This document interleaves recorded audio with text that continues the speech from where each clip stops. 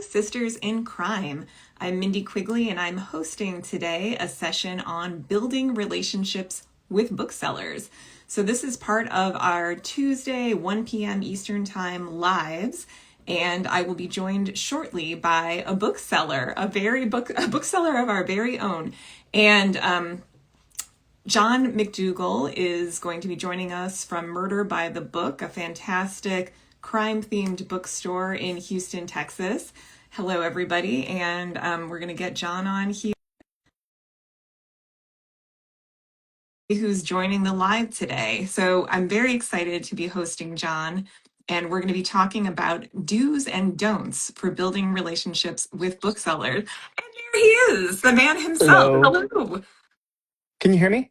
I can, yes. Perfect. Welcome. So, How are you John, today? I'm great. How are you? I'm good, thanks. You have a much more bookish background than I do. So I'm super excited to have you on for this topic because I think a lot of Sisters in Crime members are curious about how booksellers perceive us. And I'm hoping that you can give us some insights today.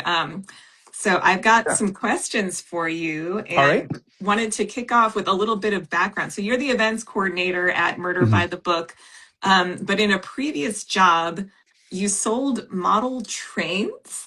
I did. Yeah. I worked at a store. I think there were maybe 30 of them spread across the country called the Great Train Store that is sadly defunct. And half the store was like wooden toy trains like Thomas the Tank Engine, and half of it was like actual like scale model trains as well. And I did that for like 2 years when I was in college. Oh my gosh, I'm Yeah. obsessed with little trains. I've Mhm. still kept my kids' little trains, even though they don't play with them anymore because I love Yeah. them so much. But I wanted to know, so you've worked other kinds of retail jobs, including Mhm. at a big box chain bookstore. Yeah. Um, what are the commonalities and differences in different kinds of retail compared to the indie bookstore with a very specific crime focus that you work at now? Yeah, with the train store, it was very much people that were very passionate about the things that we were selling, much like in a bookstore. And it was also a lot of people that would come in and kind of like we get here specifically being a genre store, you would have a lot of people that would come in and be like, "Hey, I'm curious about this hobby, but I don't know where to get started." So you would have to tell them like these are the different scales, this is kind of a beginner thing like that. We have a lot of people that come in all the time here at Murder by the Book and say, I haven't read a book in years. I want to get back into reading. Where do I start? Which always feels like a lot of pressure because you want to make sure you get them the right thing to make sure that they're going to keep coming back. Or we have lots of people Yeah. that come in and say, like, I don't really read mysteries. I read like historical nonfiction and I just want something that's going to like, that I can read for pleasure and be fun. So we have a lot of people, like I said, that are passionate, but also that come in and are like, hey, I don't know where to start. Help me out. So I would find that more wild that people come in and they're like, I haven't read a book in years, except that I had an experience at Left Coast Crime a couple weeks ago where I was in an Uber and told the driver why I was in town. And he was like, oh, there are still books? And I was like, yes. And he was like, Yeah. oh, I thought like in the digital age that like they weren't like making new actual books. And I was like, oh my God. So Yeah, that's so we scary. we get that a lot too as people come in and are like, oh, I thought bookstores were dying. And unfortunately, digital is destroying print. All of that makes much sexier headlines for papers, other than, the independent bookstore businesses thriving and more stores open every year. So you don't get as much of the positive news about that. You get a lot of the like doom and gloom, we're all being replaced by computers stuff.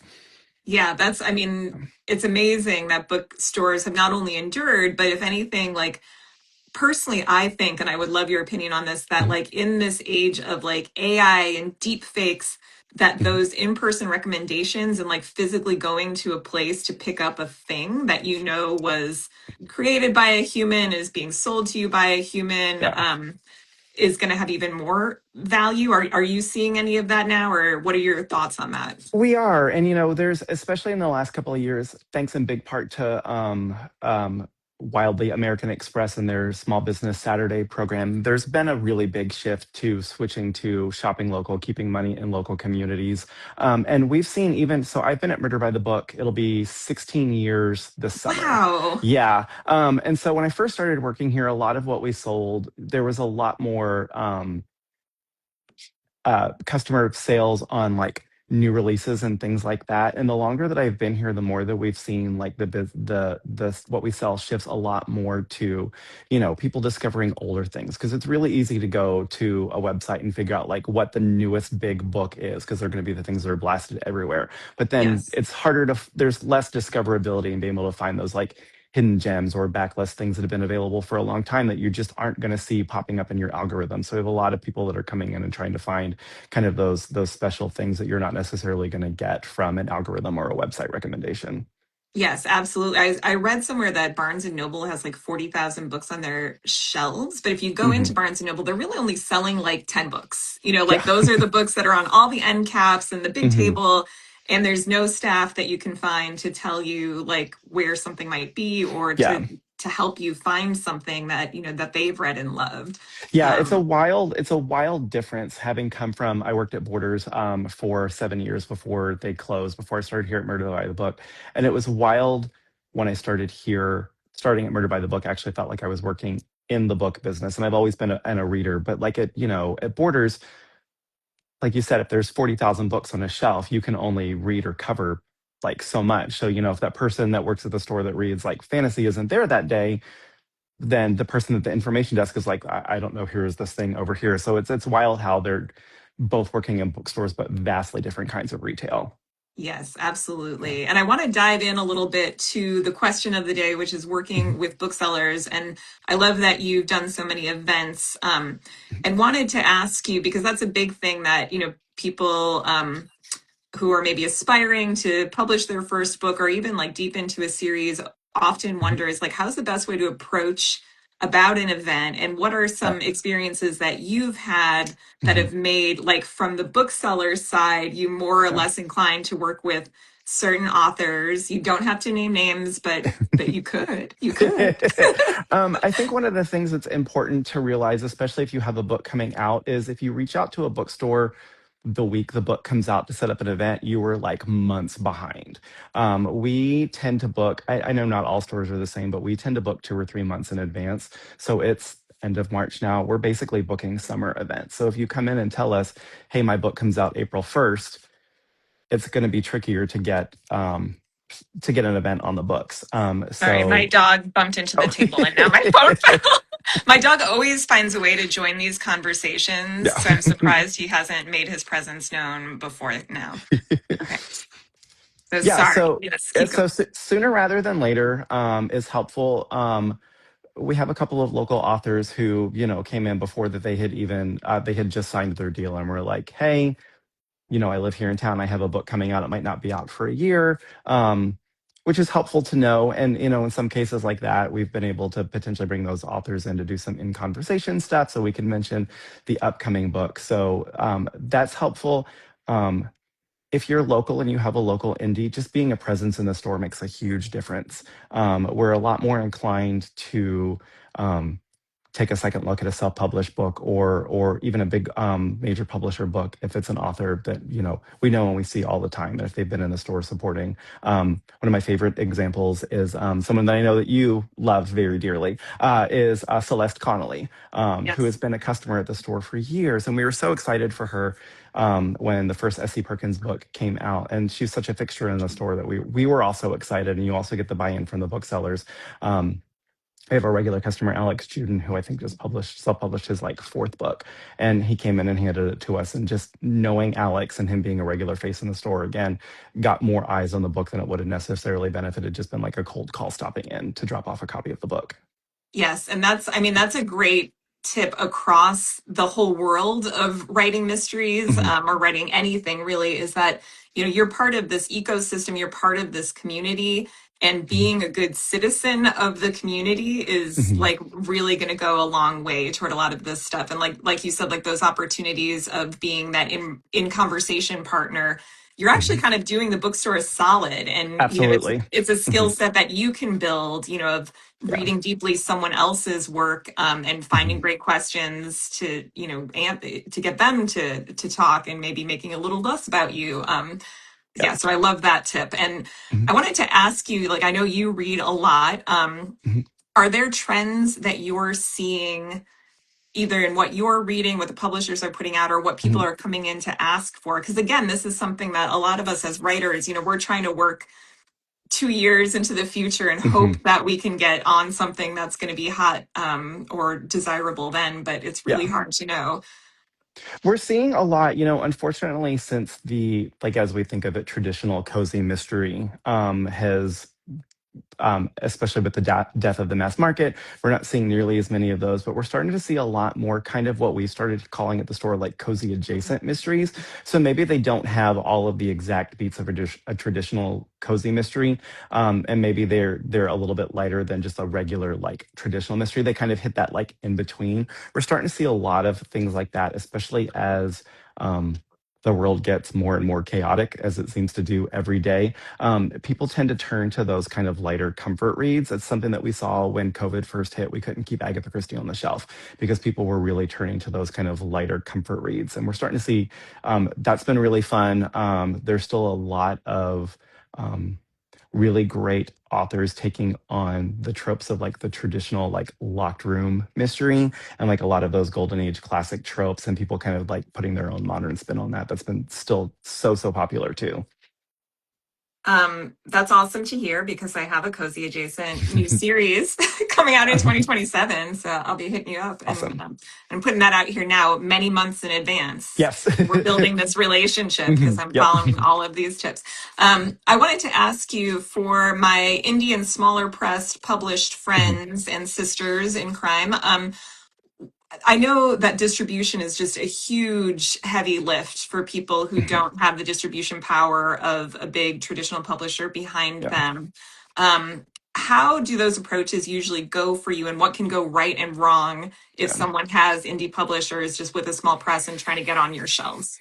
A lot of stores will have consignment specific information on their website. So if you're going to research first, we get a lot of people that reach out that want us to sell their like self-help business book and it's not a right fit. So we try really hard to respond and say, hey, we're not a right fit. You might try this, but that's, time that you could potentially spend reaching out to stores that might carry. So I would do a little bit of research on the store first. Also, be aware of when you're dropping by because at the end of the day, like even though I am the event coordinator, I still am behind the counter most of the day at the bookstore. So if you pop in at like 4 o'clock on a Saturday afternoon and the store is swamped full of customers, you're not going to be able to get that FaceTime with an author. Also, on the other side of that, if you email a store and reach out, make sure that if you email them at like 4 o'clock on a Friday afternoon, don't follow up at 8 a.m. on a Monday saying like, hey, have you gotten this yet? Because weekends Yeah. are our busy time. I know that so knowing where the book is available is helpful. Knowing that the book is available from Amazon is not helpful because they're not a distributor for us. Because I could also go and buy tires on Amazon. So knowing that it's on Amazon as your first approach is not helpful. Knowing whether or not it's available on Ingram, I know that Ingram Spark is not always the easiest thing for authors to use, but knowing that it's available on Ingram, knowing that it's potentially returnable to them, standard discount, that stuff is really helpful. If you're reaching out and emailing a store, the more information you can give us about the book is helpful. An email that says, hey, I wrote a book, it's called this, I'd like to set up a signing isn't and that's it isn't helpful because then I have to potentially go do all of the research about is the book right fit or not. And honestly, that's probably not going to happen with everything else that's going on in the store. So I think giving a bookstore as much information, helpful information as you can, reaching out to them is going to definitely get a response faster and more eyes on the ask when you send it. Yeah, so just making it as easy as possible. Mhm. And I want to note for people tuning in that Sisters in Crime has a ton of resources on things like book distribution and what Mhm. all of those things mean about like Ingram Spark and is your book returnable? Yeah. Because those things are crucial. This, unfortunately, at the end of the day, is a business, and Mhm. we're all in the business of trying to get our work out there in hands and Yeah. really understanding how that process works and Mhm. understanding what that's like for the bookseller. Yeah. Everybody needs to keep the lights on one way or another. So Mhm. things like being flexible with your return policy or being willing to do Yeah. consignment if that's the store's preference, all of Mhm. that stuff is going to help um, and go a long way. Yeah. So It's also super helpful to know when you're reaching out as a bookseller to know, do you have a support network here in town?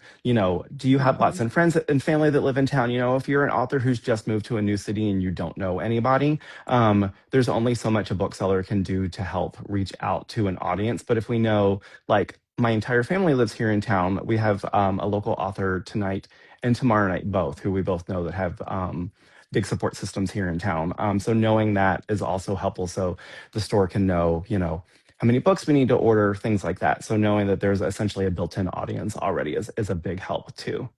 yeah, and Sisters in Crime can help with that because we have chapters all over the country and all over the Mhm. world.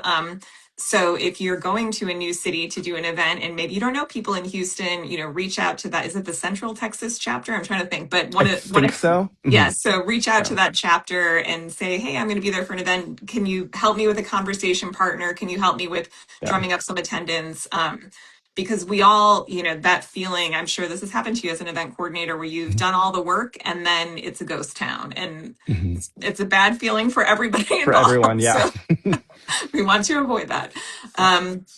So I wanted to thank everybody who joined us today, especially you, John. And I wondered if you could end on just giving us some book recs. What are you reading right now? What are you loving? Yeah. I just hold on. I'm gonna grab some visual aids. I'll be right back. Oh, perfect. All right. I'll do a little song and dance while we wait for you. Do, do, do, do, do, do, do, do, do, do, do, do. Um, Yeah, so I've been to Murder by the Book. If you have not, please make a special stop if you're driving across Texas at Murder by the Book because it is an absolutely phenomenal store. It's got a great vibe, Thank you. super cute area. Go out to lunch, get yourself a book, meet John. Okay, John, take it away. Okay, so we just did a Murder by the Book Recommends event Friday night, which is something that we do quarterly and is essentially literally just the staff sitting around what would be the author table recommending books. See, these are some of the things that I just recommended. Going with the We Love a Cozy Adjacent Read. It's probably flipped up. The Oh, yeah. Primrose Murder Society by Stacey Hackney, super fun.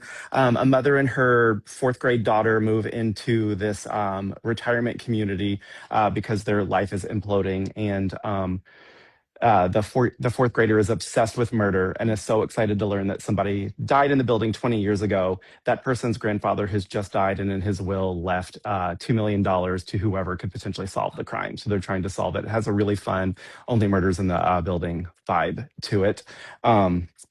This one's also been a huge staff favorite, kind of going with that. People are really loving the kind of modern takes on classic mysteries. The Murder at World's End by Ross Montgomery, also super fun. It's set in 1910 Cornwall, and this eccentric viscount is convinced that Halley's Comet is going to cause the end of the world.